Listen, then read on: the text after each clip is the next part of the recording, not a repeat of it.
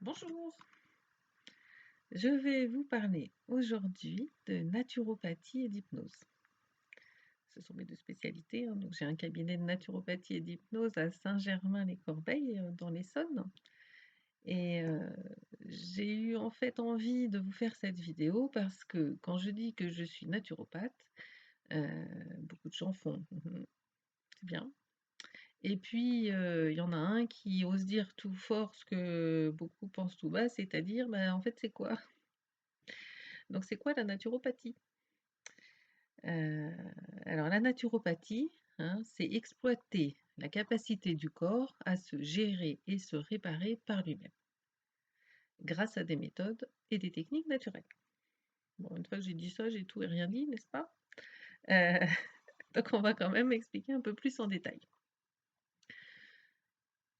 Si on part, 400 ans avant Jésus-Christ, Hippocrate, hein, le père de la médecine, disait: «Toutes les maladies ne sont que la conséquence de nos habitudes de vie». 400 ans avant Jésus-Christ. C'est très intéressant, hein. En fait, on nous a programmés depuis quelque temps, surtout depuis l'après-guerre, le développement des laboratoires pharmaceutiques. Donc on nous a programmés pour que quand quelque chose ne va pas, en fait, on cherche quel est le médicament qui va permettre de nous guérir. En naturopathie, on va prendre le problème complètement dans l'autre sens. C'est-à-dire, on va chercher à comprendre pourquoi on a un problème, en fait, pourquoi il y a un dérèglement dans notre corps. Et qu'est-ce qui pourrait faire, justement, qu'on revienne à un état avant ce dérèglement, donc qu'on aille mieux. Et on va notamment s'intéresser à nos habitudes. L'habitude de nourriture, de sommeil, de stress, enfin toutes les habitudes qu'on a.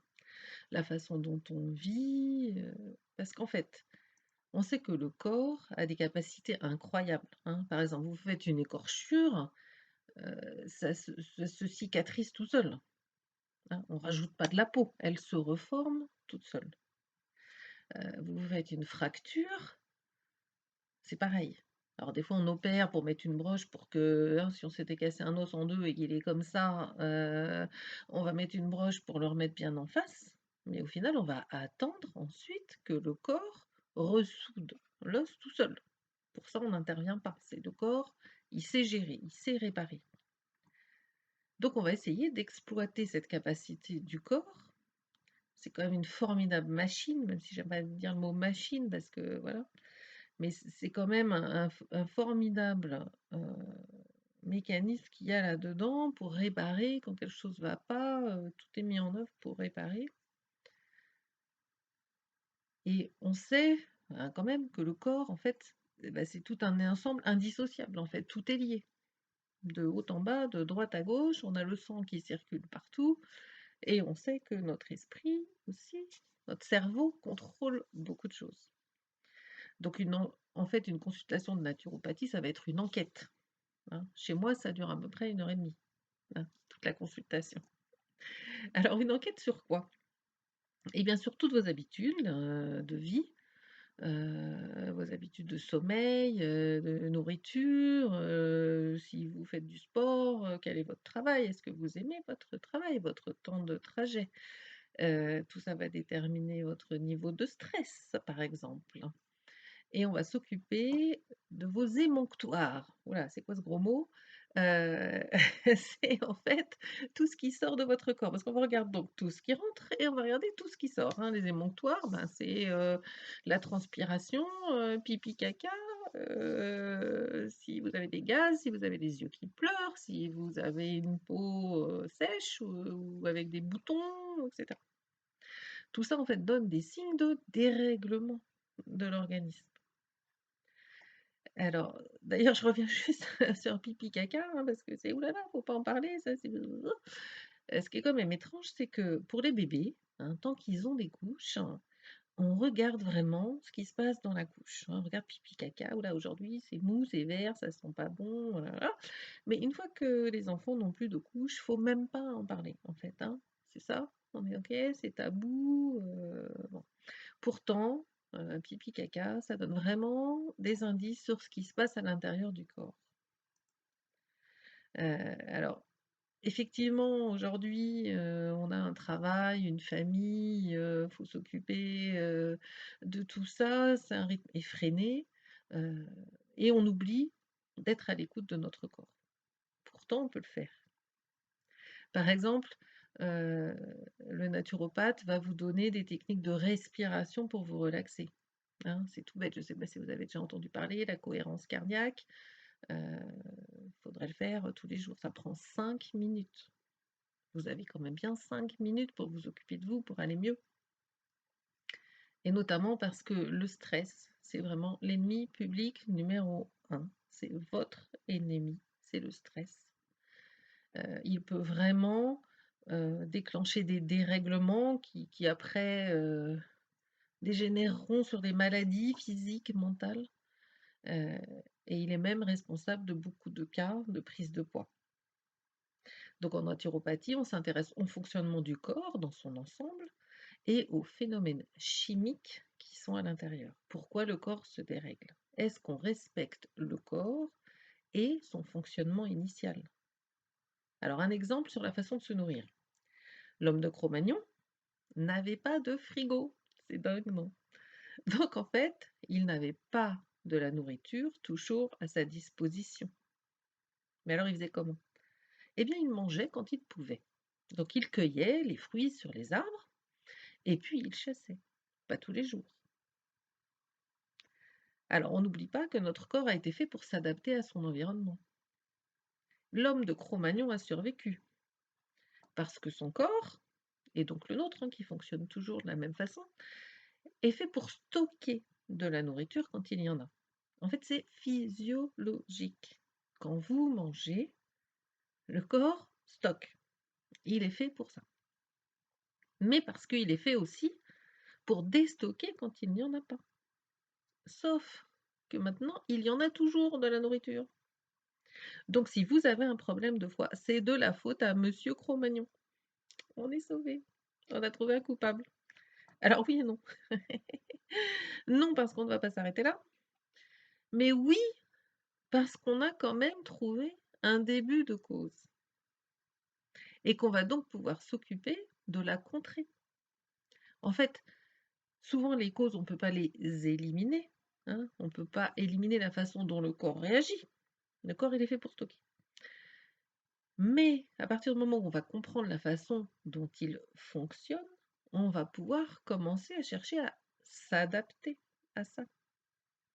En fait, c'est vraiment le principe de la naturopathie, c'est rechercher la cause. Toujours.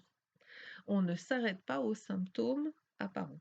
Alors, je ne sais pas s'il y en a qui connaissent dans les entreprises, il y a quelque chose qui est quand même à la mode pour résoudre les problèmes, ça s'appelle les 5 pourquoi.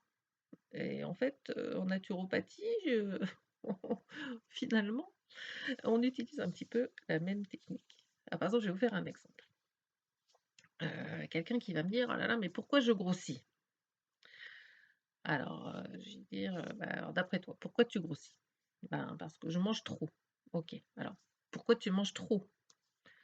«Ben, parce que je suis stressée». «Ah, pourquoi tu es stressée?» «Ben, parce que j'ai des problèmes au boulot». «Ah, c'est quoi tes problèmes au boulot?» «Ben, je ne supporte pas bien mon chef, il est vraiment chiant, il me met la pression». «Pourquoi tu supportes pas ton chef?» «Bah, parce qu'en plus il est con, il est bête», bon bref.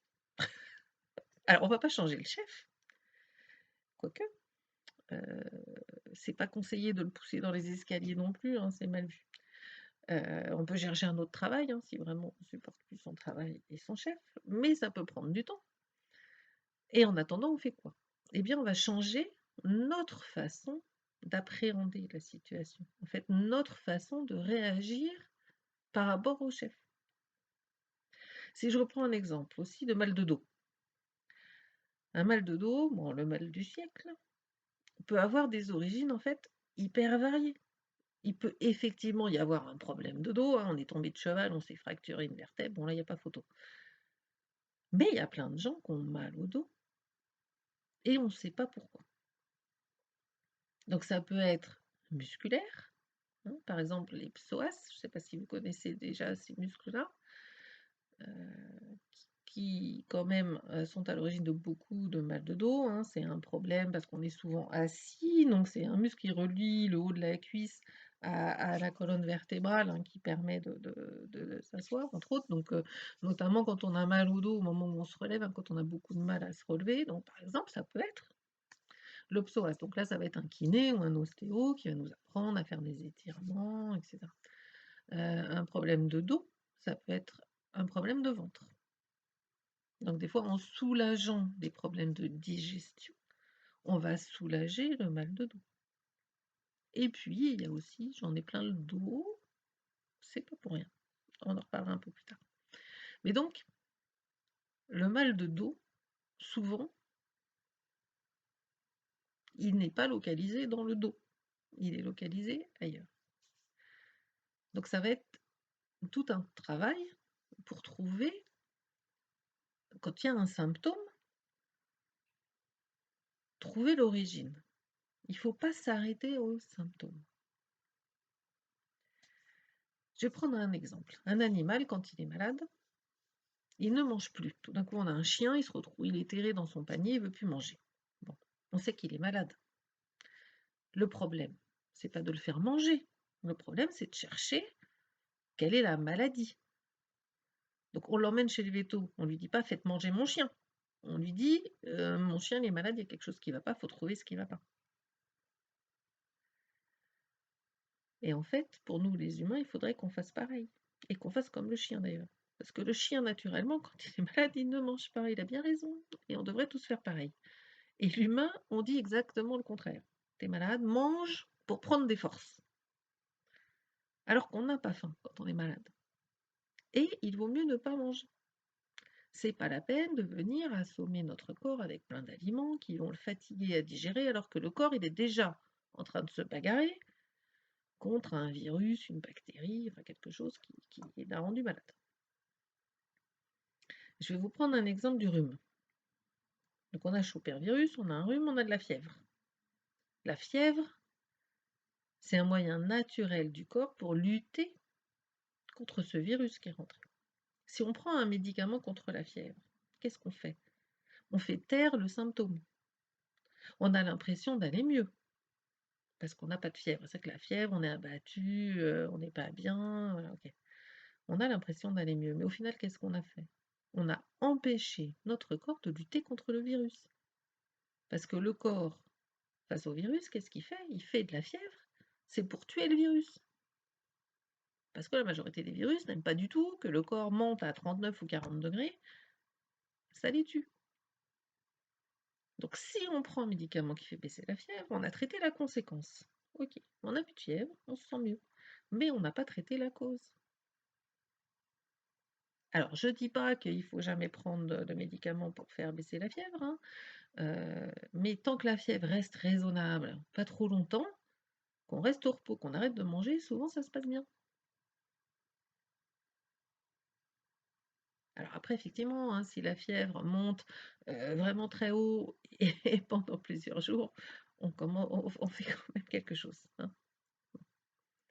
Alors, la naturopathie va effectivement aussi servir en prévention. En fait, si on garde notre corps dans les meilleures conditions possibles, hein, on améliore ce qu'on appelle le terrain, c'est-à-dire qu'on va plus avoir un terrain propice à attraper tout ce qui se passe. Et surtout, si on a un corps en bonne santé, quand on va rencontrer justement des virus, des bactéries ou autres, on va savoir se défendre. Et un corps en bonne santé ne va pas justement se dérégler. Il va toujours aller beaucoup mieux. Alors, tout ça, ça va se faire effectivement en plusieurs étapes, hein. On ne peut pas attendre un miracle d'une seule séance de naturopathie. C'est complémentaire vraiment avec la médecine, hein. On consulte son médecin en cas d'urgence, en cas de pathologie aiguë déclarée, et puis on va consulter son naturopathe pour améliorer notre terrain, pour moins souvent tomber malade. La naturopathie nous permet de comprendre Donc par exemple, on va arriver à trouver, la cause de votre stress, de votre prise de poids et cetera. Donc on va, heu, chercher ensemble les moyens d'améliorer vos habitudes pour que vous alliez mieux. Souvent, il se pose ensuite le problème, c'est que vous êtes bien gentil, mais vous me demandez de changer telle habitude, c'est quand même pas facile.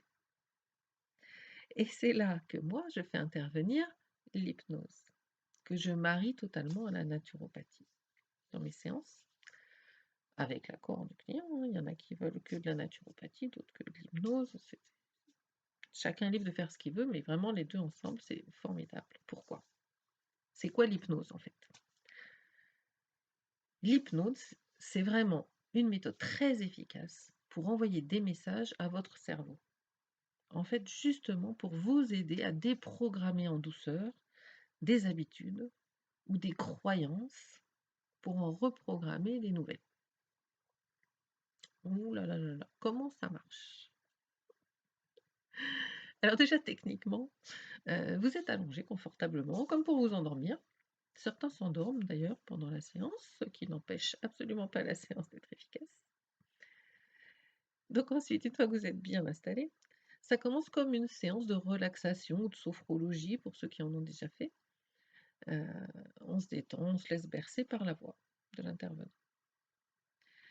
En fait, c'est un état de relaxation qui permet au cerveau d'être réceptif aux messages.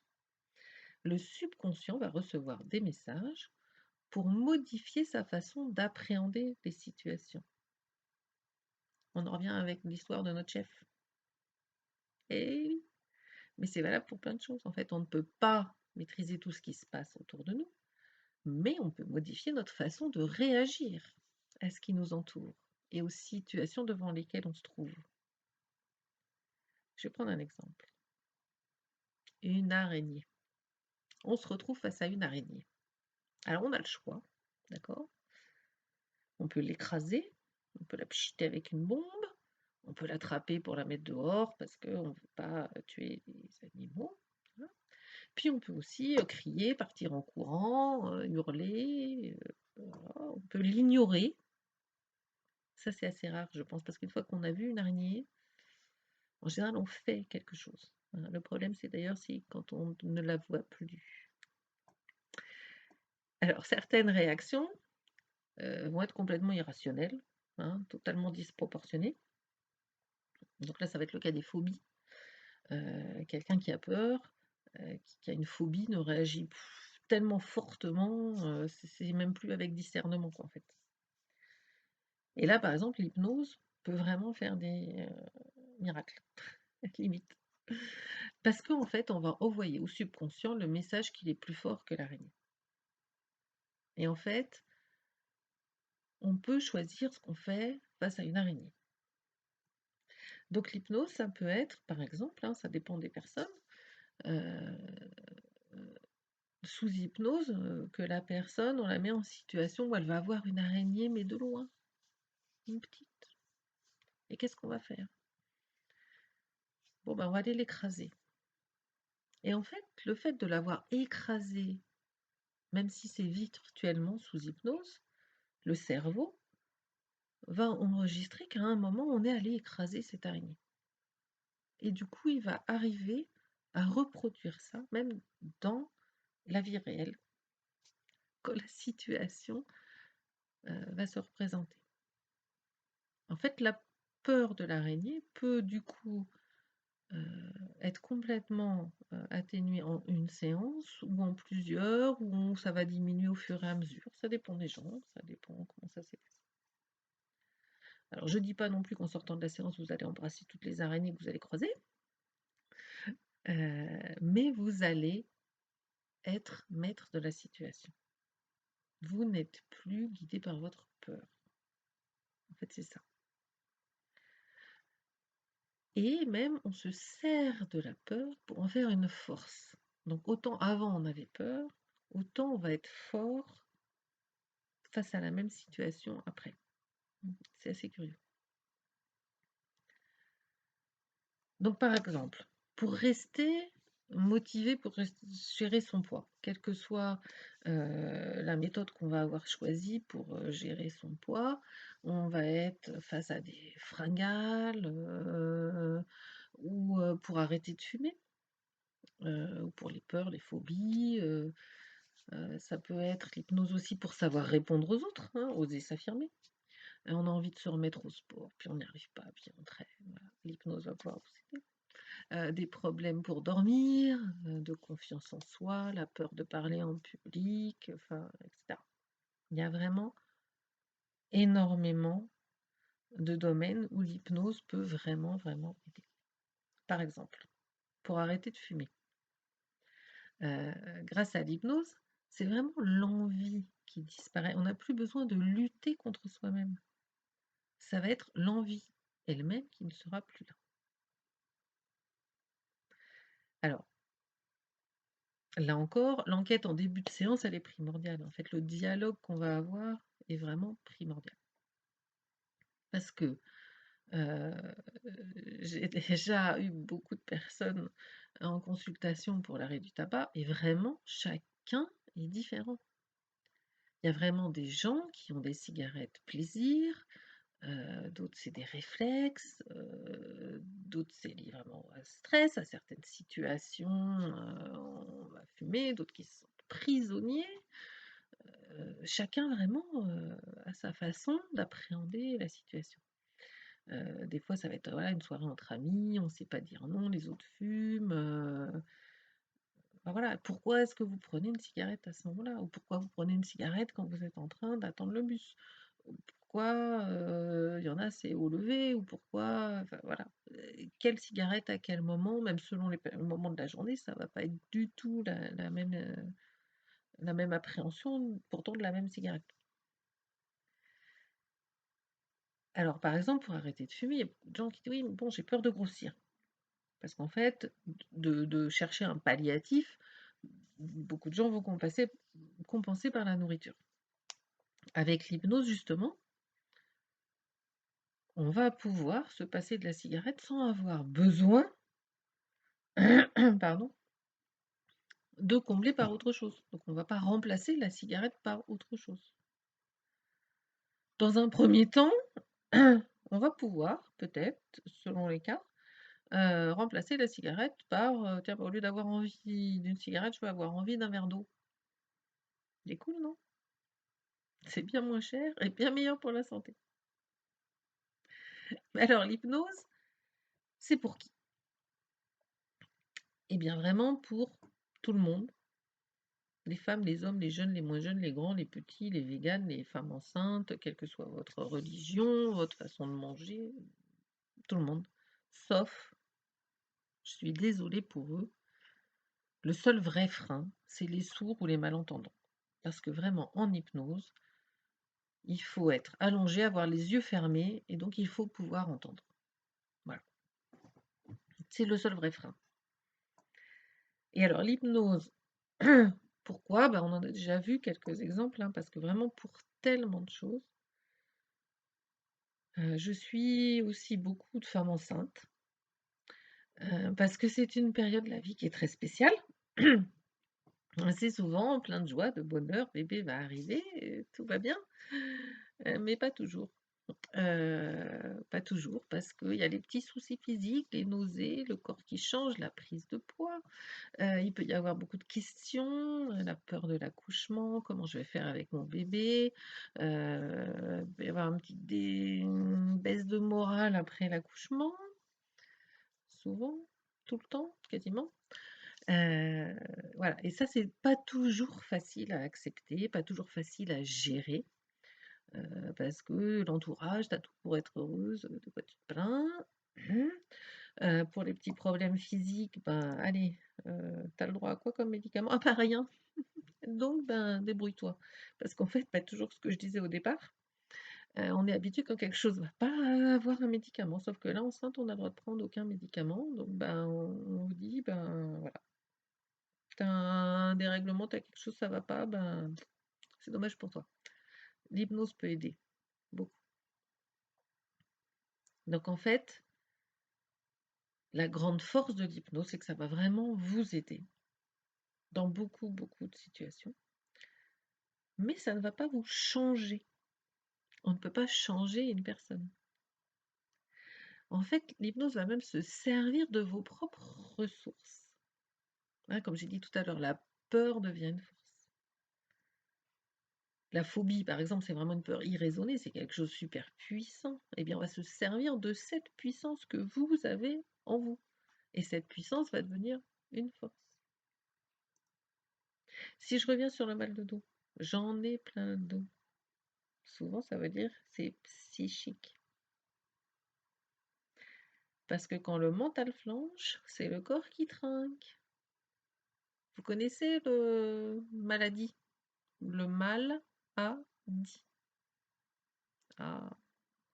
Et beaucoup de maladies ont une signification par rapport à un état psychologique. Souvent un mal de gorge. C'est des choses qu'on ne dit pas, qui restent coincées dans la gorge. Le mal de dos, on a déjà parlé, ça peut venir du stress. Le stress, hein, je vous ai dit, ennemi public numéro 1. Il en fait des ravages celui-là. Hein. Mal de dos, mal au ventre, prise de poids, problème de sommeil. Et on fait quoi contre le stress? On avale des comprimés? Est-ce que ça résout le fond du problème? Non, toujours pareil. On va, avec un comprimé, masquer les symptômes.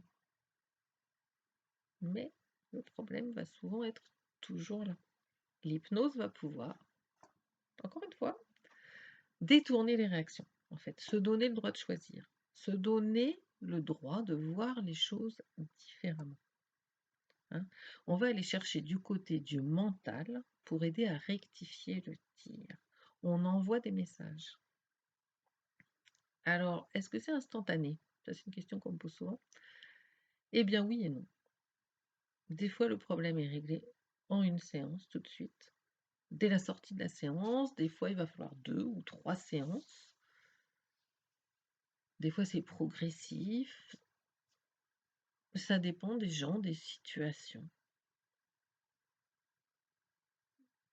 Donc, il n'y a pas de règle absolue, hein, bah, chacun est différent, tout simplement. Mais quand on a déjà fait quelque chose lors de la séance d'hypnose, le cerveau sait qu'il peut le refaire dans la vraie vie. Ça, c'est super important. En fait, le cerveau se souvient de la satisfaction qu'il a eue d'avoir fait quelque chose. Donc, il sait qu'il peut le faire. Alors, comment on sait si une séance d'hypnose a bien fonctionné?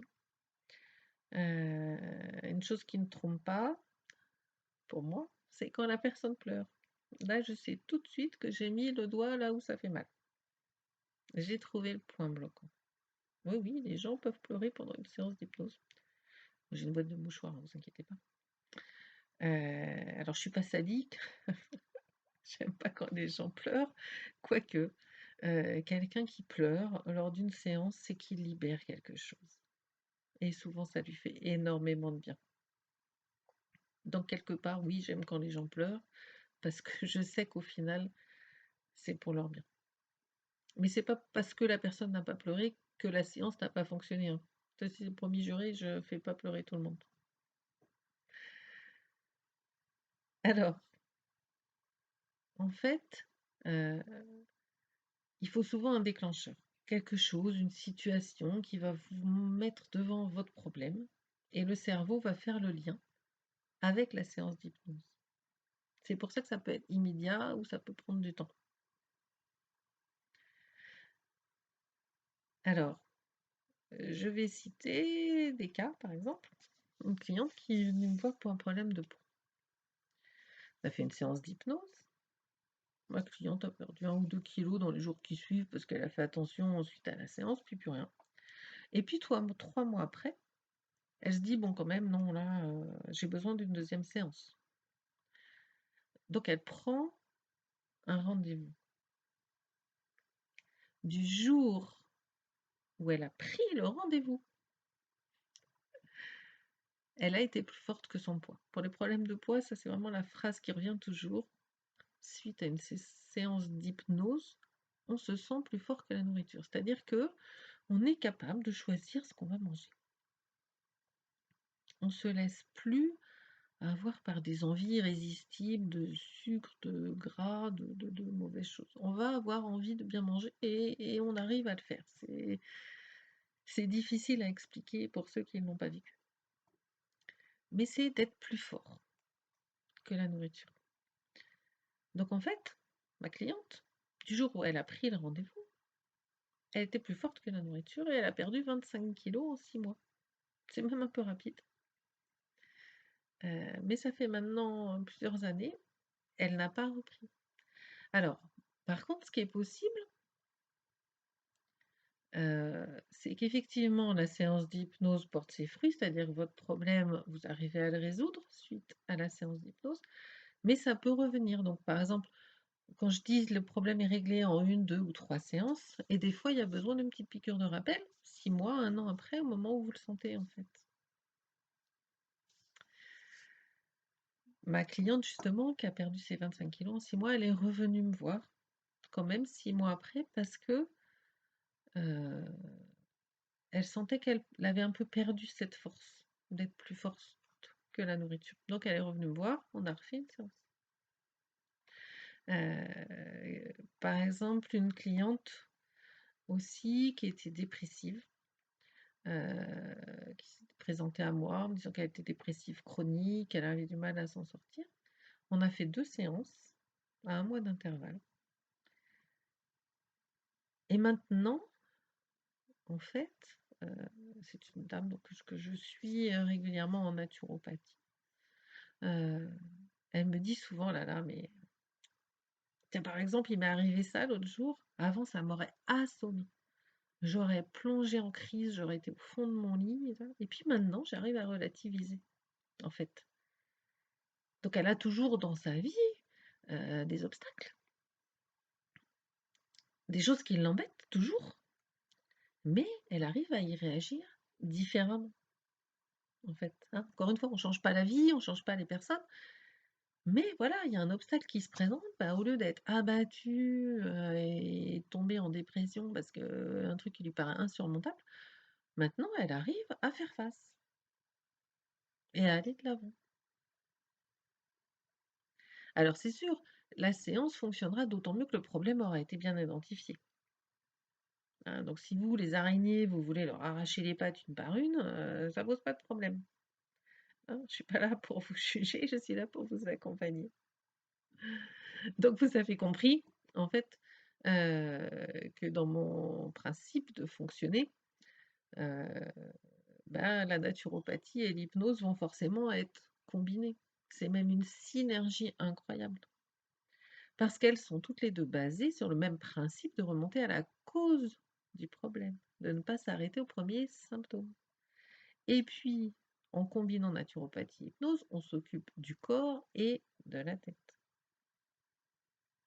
Par exemple, pour arrêter le tabac, ça peut être juste une séance d'hypnose, ça peut être éventuellement un complément alimentaire pour les gens qui vont sentir qu'ils sont vraiment en mode manque, pardon, physique de nicotine. Pour la gestion du poids, la naturopathie va vous donner des clés, la théorie, les combinaisons alimentaires, quoi, quand et comment manger pour manger mieux, et cetera. Mais souvent, ça va être l'hypnose qui va vous aider à mettre en pratique. Les gens qui font des régimes, ça vous savez bien, souvent vous n'arrivez pas au bout. C'est pas juste une question de volonté et toute la culpabilité qui va avec, hein. En tenant compte des vrais besoins physiologiques du corps et en aidant le mental, c'est beaucoup plus facile et surtout beaucoup plus efficace et surtout ça durera beaucoup plus longtemps.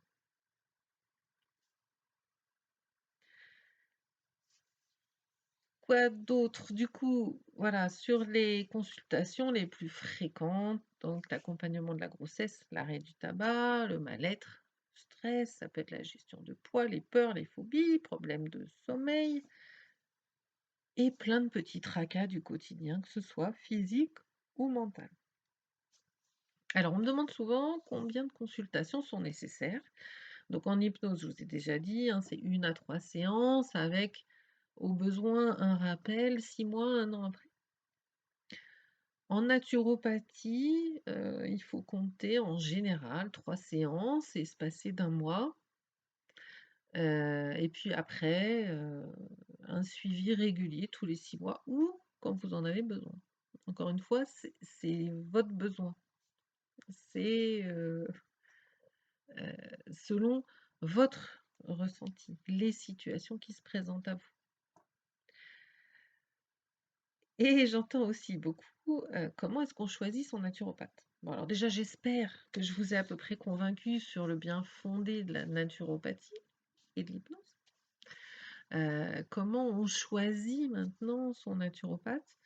Bah, c'est vrai que souvent on aime bien être conseillé par une amie, bon bah ça c'est l'idéal. Sinon, le principal c'est vraiment d'avoir confiance en la personne. Donc peut-être je vous ai, donné envie d'essayer la naturopathie, mais vous n'avez pas envie de faire avec moi, parce que, ben, voilà, ça s'explique pas. Il y a des gens à qui on fait confiance et d'autres pas.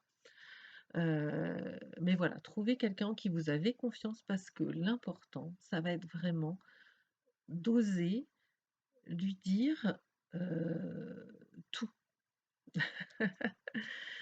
ou presque. Mais voilà, osez parler de vos problèmes et comment vous, réagissez, vos émotions, et cetera. Donc voilà, trouvez un naturopathe en qui vous avez confiance, à qui vous avez envie de raconter vos petits soucis et celui-là, celle-là pourra vous aider. Voilà et bien je vous dis à bientôt.